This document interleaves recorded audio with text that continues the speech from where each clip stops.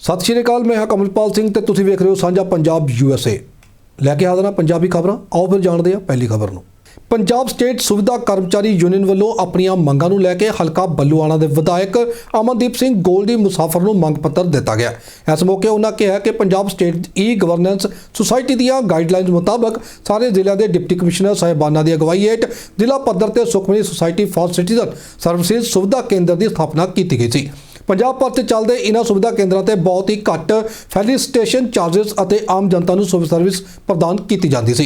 साल 2016 च अकाली भाजपा की सरकार समय उन्होंने लगभग 12 साल दी सेवावां देने तो बाद नौकरियों फारा कर दिता गया सी। उन्होंने कहा कि उन्होंने कुछ समय पहला यह मामला पंजाब के मौजूदा मुख मंत्री भगवंत मान के ध्यान में लिया गया सी और उन्होंने वालों सरकार आउण ते उन्हों की मंग पूरी करने का विश्वास भी दवाया गया सी। सर असी सीधा सेंटर के मुलाजम हाँ जो पंजाब के जिलों में सीधा सेंटर चलते सी। सरकार के अधीन सरकार नूं कमा के देंदे सी, सरकार के खजाने पैसा जाता सी। 2016 के विच अकाली भाजपा सरकार ने अपने निजी फायदे लैण लई सेवा केंद्र खोलते एक प्राइवेट कंपनी सौंप दिता गया। असी स्ट्राइक ते चले गए। जो सलंबी हल्के में साडे लाठीचार्ज किया गया तो उत्थे साडे कई सीधा मुलाजम जख्मी हुए, जिन्हां विच अंगहीन मुलाजम भी काम करते थे, लेडीज स्टाफ भी सी। साडे साथी घायल भी होए। एक साथी साडे दे सिर ते लाठी वजन कारण उसके कैंसर का कारण बन गया, जिसकी हुण पिछले साल 4-5 महीने हो गए मौत हो चुकी है। उनका भी परिवार रोटी तो मथाज है, जिंदे 3 बच्चे ने छोटे छोटे। जो 2016 में सीधा मुलाजमान ने लाठीचार्ज किया गया, पंजाब के मुख्यमंत्री CM साहब भगवंत मान साहब जी ने सीधा मुलाजमान के हक च नारा मारिया कि साडी सरकार बनती गई, असी सीधा मुलाजमान नूं पहल के आधार पर बहाल करके रेगूलर करांगे। असी पंजाब के मुख्यमंत्री साहब जी नूं हत्थ जोड़ के अपील करांगे, जे तुसी सीधा सेंटर सरकार के अधीन पहला मंग चलाते हो, ये तुहाडे बोझ नहीं पेगा, तुहाडे खजाने पैसे जाएगा। सरकार के कच्चे मुलाजम पक्के होणगे। जो मुलाजम बेरोजगार नौकरियां मंग रहे हैं उन्होंने नौकरियां मिलणगियां, पंजाब का विकास होवेगा। तो जोड़े मुलाजम DA की किश्तां मंग रहे हैं उन्होंने किश्तां भी दित्तियां जाणगियां, पंजाब का विकास होगा, तरक्की होएगी। सानू अज 7 साल हो गए असी सीधा मुलाजम दर दर दी ठोकरां खा रहे हैं, जिन्हां विच कई अंगहीन मुलाजम भी काम करते सी। अकाली भाजपा सरकार कहंदी असीं तां नौकरियां दिंदे आ, हुण तुहाडे सामने ही है कि साडे घर लगे लगाए 1100 परिवार सीधा मुलाजमां दी नौकरियां खोह लियां गईयां अपने फायदे लैण लई। हुण मैं CM साहब जी अगे हत्थ जोड़ के अपील करांगे भी सानू जल्द तो जल्द सीधा मुलाजमान नूं बहाल किया जाए, किधरे भी सरकारी इदारे चलाए जाए, जोड़े साडे घर के चूल्हे ठंडे पे ने वो दोबारा बाल सकन। कल असी बल्लूआणा हल्के के विधायक अमनदीप सिंह जी गोल्डी मुसाफिर जी नूं मंग पत्र दिता है। उन्होंने साडी गल बड़ी ध्यान नाल सुनी है। उन्होंने सानू विश्वास दवाया है कि मैं जल्द तो जल्द CM साहब नाल गल करके तुहाडा मसला हल करवाया जाएगा, तुहानूं बहाल करा के सीटां ते बिठाया जाएगा। मैं CM साहब जी नूं हत्थ जोड़ के अपील करांगा, एक पाई की फरियाद सुनते हुए सानू 1100 मुलाजमान की नौकरी बहाल की जाए ताकि साडे चूल्हे बल सकन। हल्का हल्के के नरेंद्रपाल समझा जी नूं भी मंग पत्र दिता गया है। उन्होंने सानू विश्वासन दिता है कि तुहाडी जल्द तो जल्द CM साहब नाल मीटिंग करा के तुहाडा मसला हल कराया जाएगा, तुहानूं वापस विभाग के अंदर रखा जाएगा। सर ये 2016 के जोड़े सीधा सेंटर चलते सी सरकार के अधीन, हरेक जिले के डिप्टी कमिश्नर चेयरमैन सी, सरकार के खजाने पैसा जाता सी, तनख्वाहां कढ़ के भी सरकार के फंड पैसा और बहुत जाता सी। पर ये अकाली भाजपा सरकार ने अपने फायदे लैण लई प्राइवेट कंपनियों को सेवा केंद्र खोलते, इस करके असीं हड़ताल। बिजली बोर्ड विच काम कर रहे मृतक कर्मचारियों के परिवारक मैंबरों ने पटियाला के बिजली बोर्ड मुख दफ्तर नूं घेरा पाया ते पंजाब सरकार विरुद्ध जम के नारेबाजी की। इस मौके ते गलबात दौरान मृतक कर्मचारियों के परिवारक मैंबरों ने आख्या कि साडे माता पिता दे बिजली बोर्ड दे विच काम करते सन अते ड्यूटी दौरान ही वो शहीद होए ने, जिस तो बाद सरकार वालों साडे नाल वादा किया गया सी कि परिवार दे विच आके तुहानूं तुहाडे माता पिता की जगह ते नौकरी दित्ती जाएगी। पर हुण सरकार भी बदल चुकी है अते बिजली मंत्री भी लग चुके हैं, पर साडी फाइल हले तक रुकी हुई है अते सानूं कुछ भी नहीं दस्सिया जा रहा कि साडी फाइल कित्थे तक पहुंची है। अज असी जिथे बिजली बोर्ड के वड्डे वड्डे अफसरों के नाल मुलाकात करने लई पहुंचे सी, लेकिन किसी भी वल्लों कोई मुलाकात नहीं की गई, जिस करके सानूं मजबूरन धरना लगाउणा पिया। धर्मवीर सिंह है जी नाम मेरा। की मामला है सर गल इदां है कि साडा है जी डैथ केस यूनीयन है साडी। साडे फादर साहब बिजली बोर्ड दे विच नौकरी करते सी ते नौकरी दौरान ही उन्हां दी डैथ हो जाती आ ते सानू इन्हां ने तरस दे आधार ते नौकरी नहीं दित्ती। असीं अपना हक लैण लई आए हैं। फिर दोबारा तो पहलां असीं कांग्रेस वेले भी लगातार इत्थे अपना धरना लाउंदे रहे हैं। लास्ट 3 महीने लगातार वोटां तो पहलां चोण जाबता लगण तो पहलां ਅਸੀਂ ਧਰਨਾ ਲਗਾਇਆ ਹੋਇਆ ਸੀ, ਜਿੱਥੇ ਸਾਨੂੰ ਇਹਨਾਂ ਨੇ ਕਹਿ ਦਿੱਤਾ ਸੀ ਕਿ ਤੁਹਾਡੀ ਸਭ ਕੁਝ ਰੈਡੀ ਹੋ ਚੁੱਕਾ ਹੈ, ਫਾਈਲ ਰੈਡੀ ਆ, ਪਾਲਿਸੀ ਓਪਨ ਹੋਣ ਵਾਲੀ ਆ, ਸਿਰਫ ਇੱਕ ਬਿਜਲੀ ਮੰਤਰੀ ਦੇ ਸਾਈਨ ਹੋਣੇ ਰਹਿ ਗਏ ਆ। ਉਹ ਸਾਈਨ ਹੋ ਜਾਣਗੇ ਤੇ ਤੁਹਾਨੂੰ ਤੁਹਾਡਾ ਹੱਕ ਦਿੱਤਾ ਜਾਊਗਾ। ਹੁਣ ਸਰਕਾਰ ਬਦਲ ਗਈ ਆ, ਸਭ ਕੁਝ ਹੋ ਚੁੱਕਾ ਹੈ, ਬਿਜਲੀ ਮੰਤਰੀ ਵੀ ਲੱਗ ਚੁੱਕੇ ਨੇ, ਬੋਰਡ ਵੀ ਆਪਣਾ ਕੰਮ ਕਰ ਰਿਹਾ ਹੈ, ਪਰ ਸਾਨੂੰ ਹਾਲੇ ਤੱਕ ਇਹਨਾਂ ਨੇ ਕੋਈ ਵੀ ਨੋਟੀਫਿਕੇਸ਼ਨ ਜਾਰੀ ਨਹੀਂ ਕੀਤਾ ਕਿ ਸਾਡਾ ਕੰਮ ਕਿੱਥੋਂ ਤੱਕ ਪਹੁੰਚਿਆ, ਕਿੱਥੋਂ ਤੱਕ ਨਹੀਂ ਪਹੁੰਚਿਆ। ਜਿਸ ਕਰਕੇ ਸਾਨੂੰ ਮਜਬੂਰਨ ਅੱਜ ਇਕੱਠੇ ਹੋ ਕੇ ਇਹਨਾਂ ਤੋਂ ਇੱਕ ਮੀਟਿੰਗ ਲੈਣ ਵਾਸਤੇ ਵੀ ਆ ਦਰੀਆਂ ਵਿਛਾਉਣੀਆਂ ਪੈ ਗਈਆਂ ਫਿਰ ਬੋਰਡ ਤੋਂ। ਐਡਾ ਘਟੀਆ ਕੰਮ ਕਰ ਰਿਹਾ ਬੋਰਡ। ਬਾਕੀ ਬਿਜਲੀ ਮੰਤਰੀ ਸਾਹਿਬ ਨੂੰ ਸਾਡੀ ਬੇਨਤੀ ਆ ਕਿ ਸਾਡਾ ਕੰਮ ਦੇਖੋ ਜੀ, ਜਲਦੀ ਤੋਂ ਜਲਦੀ ਕਰਾਉਣ ਦੀ ਕਿਰਪਾਲਤਾ ਕੀਤੀ ਜਾਵੇ ਕਿ ਸਾਨੂੰ ਨਾ ਮਜਬੂਰਨ ਇੱਥੇ ਧਰਨੇ ਲਾਉਣੇ ਪੈਣ। ਤੁਹਾਡੀ ਯੂਨੀਅਨ ਦਾ ਨਾਮ ਕੀ ਹੈ? ਮ੍ਰਿਤਕ ਆਸ਼ਰਿਤ ਸੰਘਰਸ਼ ਕਮੇਟੀ ਵੀਰ ਜੀ। ਤੇ ਅਗਲੀ ਰਣਨੀਤੀ ਕੀ ਚੱਲੂਗੀ? ਅਗਲੀ ਦੇਖੋ ਜੀ, ਇਹਨਾਂ ਨਾਲ ਮੀਟਿੰਗ ਚੱਲ ਰਹੀ ਹੈ ਸਾਡੇ ਸਾਥੀਆਂ ਦੀ। ਸਾਨੂੰ ਜਿਹੜੀ ਖਬਰ ਮਿਲੀ ਹੈ, ਕਹਿ ਰਹੇ ਨੇ ਬੋਰਡ ਕਹਿ ਰਿਹਾ ਕਿ ਤੁਹਾਡੀ ਸੈਕਟਰੀਏਟ ਪਾਵਰ ਨਾਲ ਮੀਟਿੰਗ 1 ਘੰਟੇ ਤੱਕ ਦਵਾ ਦਿੱਤੀ ਜਾਊਗੀ ਤੇ ਬਾਕੀ ਫਿਰ ਉਸ ਤੋਂ ਬਾਅਦ ਮੀਟਿੰਗ ਤੋਂ ਜੋ ਵੀ ਰਿਜ਼ਲਟ ਨਿਕਲੂਗਾ ਸਭ ਸਾਥੀਆਂ ਦੇ ਸਾਹਮਣੇ ਰੱਖਿਆ ਜਾਊਗਾ। ਜੇ ਤੇ ਪੋਜ਼ਿਟਿਵ ਰਿਜ਼ਲਟ ਹੋਊਗਾ ਫਿਰ ਅਸੀਂ ਕੋਈ ਵੀ ਐਕਸ਼ਨ ਨਹੀਂ ਕਰਾਂਗੇ, ਨਹੀਂ ਤੇ ਆਉਣ ਵਾਲੇ ਸਮੇਂ ਵਿੱਚ ਤਿੱਖਾ ਸੰਘਰਸ਼ ਸਾਨੂੰ ਫਿਰ ਤੋਂ ਵਿੰਡਣਾ ਪਊਗਾ। ਜਿੱਦਾਂ ਅਸੀਂ ਪਿੱਛੇ ਵੋਟਾਂ ਤੋਂ ਪਹਿਲਾਂ ਕਾਂਗਰਸ ਵੇਲੇ ਛੱਤ ਦੇ ਚੜੇ ਸੀ ਸਾਡੇ ਸਾਥੀ 11 ਜਾਣੇ ਇਸ ਬਿਜਲੀ ਬੋਰਡ ਦੀ, ਤੇ ਜਿਨ੍ਹਾਂ ਨੂੰ ਡਾਇਰੈਕਟਰ ਸਾਹਿਬ ਨੇ ਧੋਖੇ ਨਾਲ ਇੱਕ ਲੋਲੀਪੌਪ ਦੇ ਕੇ ਜਾਲੀ ਤੇ ਚੋਰ ਮੋਰੀ ਰਾਹੀਂ ਉਹਨਾਂ 11 ਸਾਥੀਆਂ ਨੂੰ ਨੌਕਰੀ ਦੇ ਦਿੱਤੀ ਤੇ ਨੌਕਰੀ ਵੀ ਕੰਟੀਜੈਂਸੀ ਵਾਲੀ ਦਿੱਤੀ। ਉਹਨਾਂ ਨੂੰ ਪਹਿਲਾਂ ਕਿਹਾ ਗਿਆ ਕਿ ਤੁਹਾਨੂੰ ਅਸੀਂ ਰੈਗੂਲਰ ਨੌਕਰੀ ਦੇਵਾਂਗੇ ਤੇ ਬਾਕੀਆਂ ਨਾਲੋਂ ਨਾਤਾ ਤੋੜ ਦਿਓ, ਤੇ ਉਹਨਾਂ ਦੀਆਂ ਗੱਲਾਂ ਵਿੱਚ ਆਣ ਕੇ 11 ਸਾਥੀਆਂ ਨੇ ਨੌਕਰੀ ਲੈ ਲਈ ਤੇ ਬਾਕੀਆਂ ਨੂੰ ਨਾਤਾ ਤੋੜਤਾ। ਉਹਨਾਂ ਲਿਖ ਕੇ ਦੇ ਦਿੱਤਾ ਕਿ ਸਾਡਾ ਥੱਲੇ ਜਿਹੜੀ ਯੂਨੀਅਨ ਬੈਠੀ ਉਹਨਾਂ ਨਾਲ ਕੋਈ ਲੈਣਾ ਦੇਣਾ ਨਹੀਂ, ਸਿਰਫ ਸਾਨੂੰ ਨੌਕਰੀ ਚਾਹੀਦੀ ਆ। ਇਹੋ ਬੋਰਡ ਚਾਹੁੰਦਾ ਸੀ, ਉਹਨਾਂ ਕਰਤਾ ਤੇ ਸਾਨੂੰ ਨੌਕਰੀ ਫਿਰ ਦਿੱਤੀ ਨਹੀਂ, ਤੇ ਅਸੀਂ ਉਸੇ ਨੌਕਰੀ ਨੂੰ ਭਾਲਦੇ ਹੋਏ ਅੱਜ ਫਿਰ ਇਕੱਠੇ ਹੋ ਗਏ ਆ। ਪਟਿਆਲਾ ਪੁਲਿਸ ਨੇ 2 ਕਾਂਗਰਸੀ ਤਲਵਿੰਦਰ ਸਿੰਘ ਦੇ ਘਰੋਂ 4 32 ਬੋਰ ਦੇ ਪਿਸਤੌਲ, 19 ਰੌਂਦ ਸਮੇਤ ਅਤੇ 10 ਨਜਾਇਜ਼ ਅਸਲੇ ਬਰਾਮਦ ਕੀਤੇ ਨੇ, ਜਿਸ ਦੇ ਖਿਲਾਫ ਮੋਗਾ ਅਤੇ ਲੁਧਿਆਣਾ ਦੇ ਵਿੱਚ 8 ਗੰਭੀਰ ਮੁਕੱਦਮੇ ਦਰਜ ਕੀਤੇ ਗਏ ਸਨ। ਇਸੇ ਤਰ੍ਹਾਂ ਕੁਲਵਿੰਦਰ ਸਿੰਘ ਵਾਸੀ ਜੁਝਾਰ ਨਗਰ ਕ੍ਰਿਸ਼ਨਾਪੁਰਾ ਸੰਗਰੂਰ ਨੂੰ ਕਾਬੂ ਕੀਤਾ ਗਿਆ, ਜਿਸ ਪਾਸੋਂ NDPS 6 32 ਬੋਰ ਪਿਸਤੌਲ ਅਤੇ 32 ਬੋਰ ਦੇ 13 ਰੌਂਦ, 8 ਮੈਗਜ਼ੀਨ, 32 ਬੋਰ, 1 ਸਵਿਫਟ ਕਾਰ ਬਰਾਮਦ ਕੀਤੀ ਗਈ ਹੈ। ਇਸ ਤੋਂ ਇਲਾਵਾ ਸੰਗਰੂਰ, ਬਰਨਾਲਾ ਅਤੇ ਗੁਰਦਾਸਪੁਰੀਆਂ ਵਿਖੇ 11 ਹੋਰ ਅਪਰਾਧਿਕ ਮਾਮਲੇ ਦਰਜ ਨੇ। ਦੋਵੇਂ ਬਦਨਾਮ ਗੈਂਗਸਟਰਾਂ ਅਤੇ ਵੱਡੇ ਗਿਰੋਹ ਨਾਲ ਸੰਬੰਧਿਤ ਰੱਖਦੇ ਨੇ।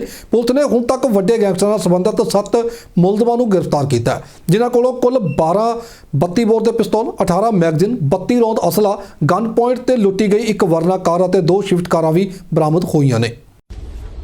ਪੰਜਾਬ ਸਰਕਾਰ ਵੱਲੋਂ ਗੈਂਗਸਟਰ ਅਤੇ ਮਾੜੇ ਅਨਸਰਾਂ ਦੇ ਵਿਰੁੱਧ ਛੇੜੀ ਗਈ ਮੁਹਿੰਮ ਨੂੰ ਇੱਕ ਵੱਡੀ ਸਫਲਤਾ ਮਿਲੀ, ਜਦੋਂ ਪਟਿਆਲਾ ਪੁਲਿਸ ਵੱਲੋਂ 2 ਜਿਹੜੇ ਮਾੜੇ ਅਨਸਰ ਸੀ ਉਹ ਗ੍ਰਿਫਤਾਰ ਕੀਤੇ ਗਏ ਅਤੇ ਉਹਨਾਂ ਤੋਂ 10 ਵੈਪਨ ਜਿਹੜੇ ਹੈ ਉਹ ਰਿਕਵਰ ਕੀਤੇ ਗਏ।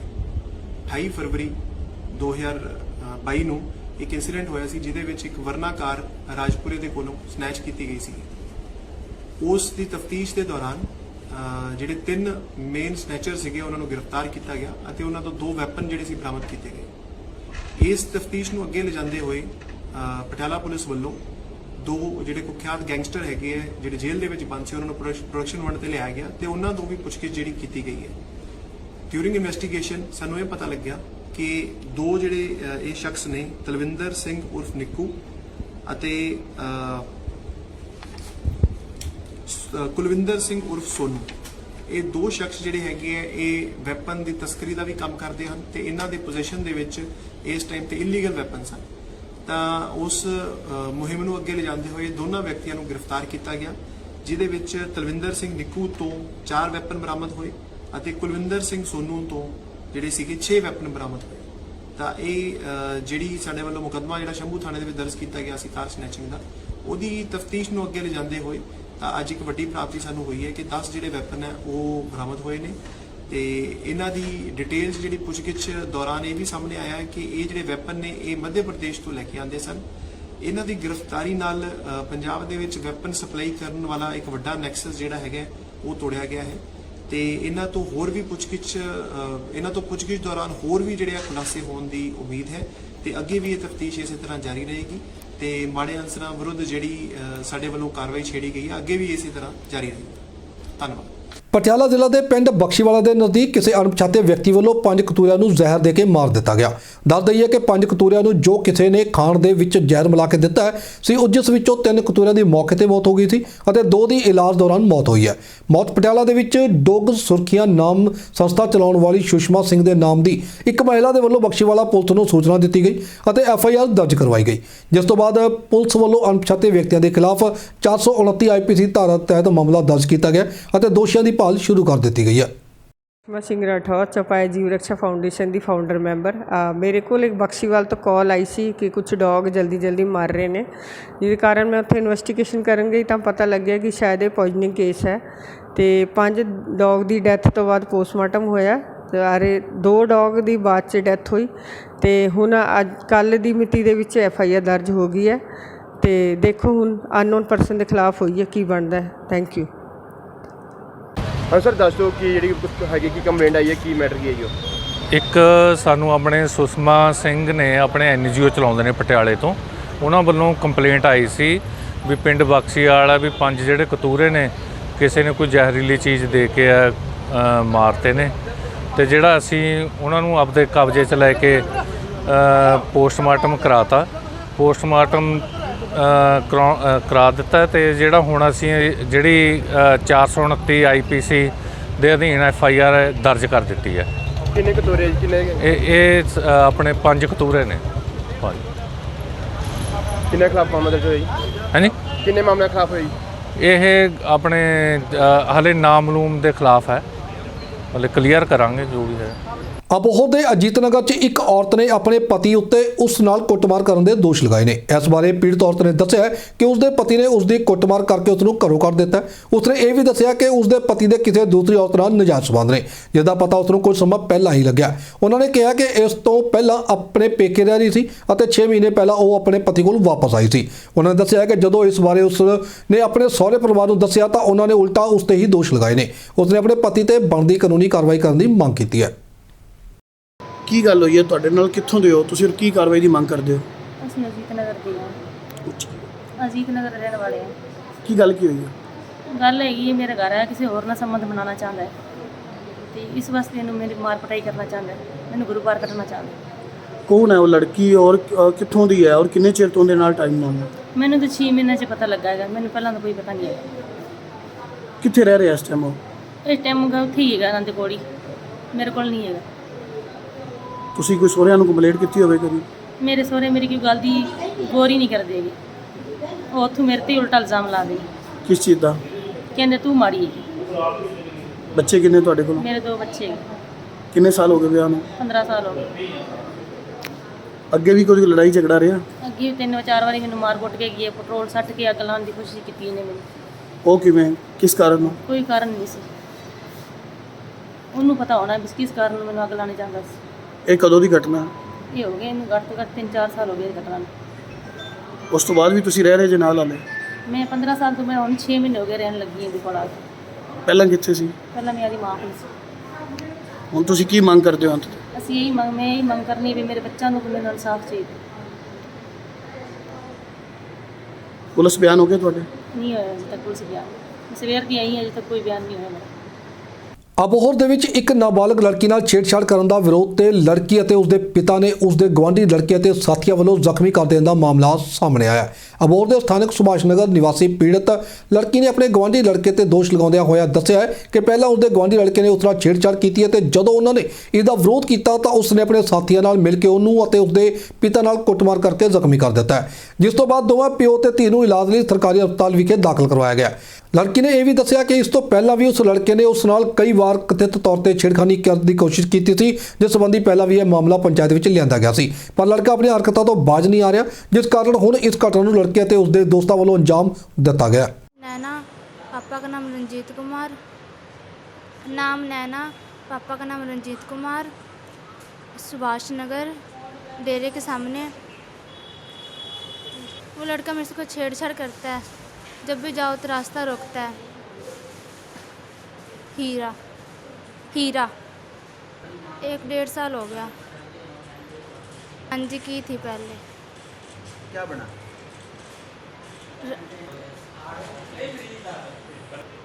पंचायत हुई थी, राजीनामा हुआ था। फिर पहले उसने माफ़ी मांगी कि ऐसा काम मैं कभी नहीं करूँगा, फिर वो वैसे ही काम कर रहा है, छेड़खानी भी करता है, रास्ता भी रोकता है। हाँ जी, की थी। पुलिस वाले ने बोला हम कार्रवाई करेंगे इसकी।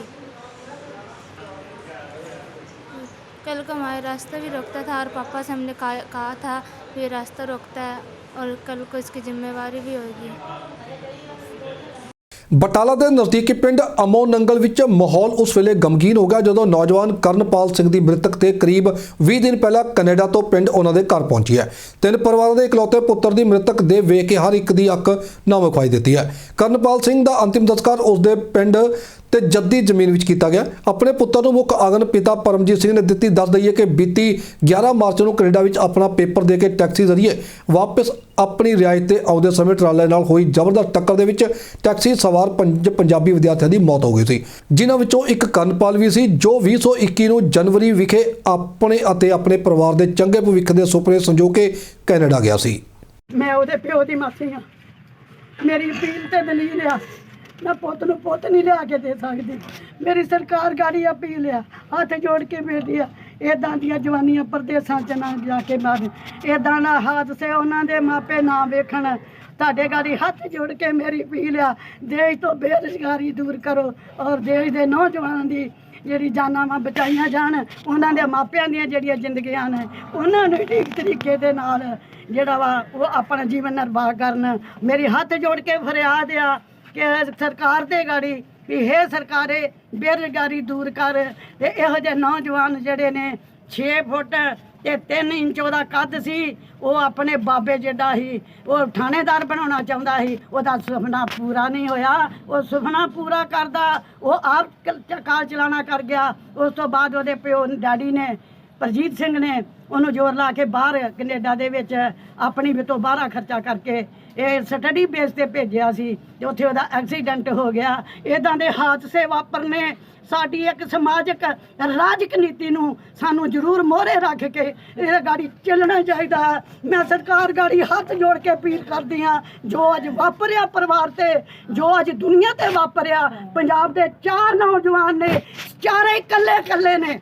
ਅੱਜ ਸਾਡਾ ਨਹੀਂ ਇਕੱਲਾ, ਚਾਰੇ ਇਕੱਲੇ ਬੱਚੇ ਨੇ ਜਿਹੜੀ ਬੇਰੁਜ਼ਗਾਰੀ ਦੀ ਖਾਤਰ ਸਟੱਡੀ ਬੇਸ ਤੇ ਬਾਹਰ ਰੁਜ਼ਗਾਰ ਕਮਾਉਣ ਲਈ ਗਏ ਸੀ। ਹੱਥ ਜੋੜ ਕੇ ਬੇਨਤੀ ਆ ਸਰਕਾਰੇ, ਆਉਣ ਵਾਲੇ ਸਮੇਂ ਦੇ ਵਿੱਚ ਇਹੋ ਜਿਹਾ ਮੁੜ ਕੇ ਕਿਸੇ ਦੇ ਨਾਲ ਹਾਦਸਾ ਨਾ ਵਾਪਰੇ।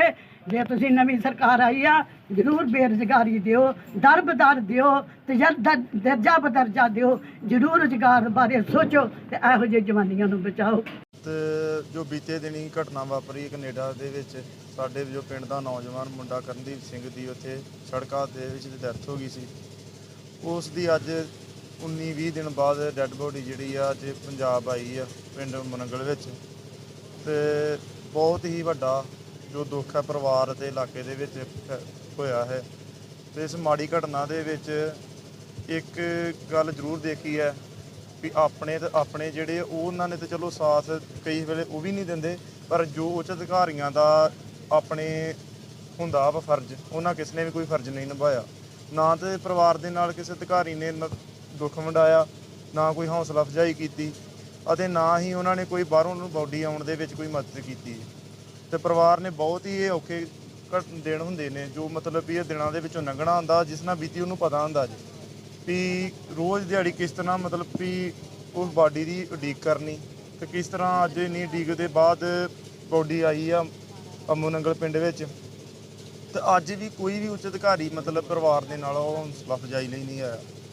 ਤੇ ਮੈਂ ਇਹੀ ਸਰਕਾਰ ਕੋ ਇੱਕ ਮੰਗ ਜ਼ਰੂਰ ਕਰੂੰਗਾ ਵੀ ਚਲੋ ਹੁਣ ਨਹੀਂ ਆਏ, ਇਸ ਤਰ੍ਹਾਂ ਤਗੜੀ ਮਤਲਬ ਵੀ ਘਟਨਾ ਵਾਪਰੀ ਆ, ਘਾਟਾ ਪਿਆ ਪਰਿਵਾਰ ਨੂੰ, ਹੁਣ ਹੀ ਕੁਛ ਨਾ ਕੁਛ ਉਹਨਾਂ ਇੰਨੇ ਮਤਲਬ ਵੀ 1 ਰੁਪਈਆ ਜੋੜ ਕੇ ਬੱਚੇ ਨੂੰ ਪਾਲਿਆ, ਵੱਡਾ ਕੀਤਾ, ਬਾਹਰ ਭੇਜਿਆ, ਤਾਂ ਇੰਨਾ ਖਰਚਾ ਲਾ ਕੇ ਭੇਜਿਆ, ਤਾਂ ਬਾਡੀ ਮੰਗਾਉਣ ਲਈ ਵੀ ਕਿੰਨੇ ਪੈਸੇ ਉਹਨਾਂ ਨੇ ਇਕੱਠੇ ਕਰਕੇ ਤੇ ਮੰਗਵਾਈ ਆ। ਤੇ ਸਰਕਾਰ ਕੋ ਇਹੀ ਮੰਗ ਕਰਦੇ ਆ ਵੀ ਉਹਨਾਂ ਦੀ ਵੱਧ ਤੋਂ ਵੱਧ ਹੁਣ ਕੋਈ ਸਹਾਇਤਾ ਦਿੱਤੀ ਜਾਵੇ ਅਤੇ ਪਰਿਵਾਰ ਨੂੰ ਜੋ ਹੌਸਲਾ ਹੋਵੇ। ਤੇ ਕੁਛ ਚਲੋ ਜੋ ਘਾਟਾ ਪੈ ਗਿਆ ਉਹ ਤਾਂ ਪੂਰਾ ਨਹੀਂ ਹੋ ਸਕਦਾ, ਪਰ ਜੋ ਸਰਕਾਰ ਜੇ ਆ ਜੇ ਕੁਛ ਨਾ ਕੁਛ ਇਹਨਾਂ ਦੇ ਹੁਣ ਕੀ ਕਹਿੰਦੇ ਆ ਵੀ ਸੱਟ ਲੱਗੀ ਆ, ਮਲਮ ਪੱਟੀ ਦਾ ਹੀ ਕੰਮ ਹੁੰਦਾ ਜੀ। ਜੇ ਹੌਸਲਾ ਜੋ ਇਹਨਾਂ ਦੇ ਆਉਣ ਵਾਲੇ ਦਿਨ ਵਾ ਜੋ ਚੰਗੀ ਤਰ੍ਹਾਂ ਬਤੀਤ ਹੋ ਜਾਣ ਉਹ ਤਾਂ ਸੱਟ ਸਾਰੀ ਉਮਰ ਹੀ ਯਾਦ ਰਹਿਣੀ ਜਿਹੜੀ ਹੋ ਗਈ ਜੀ।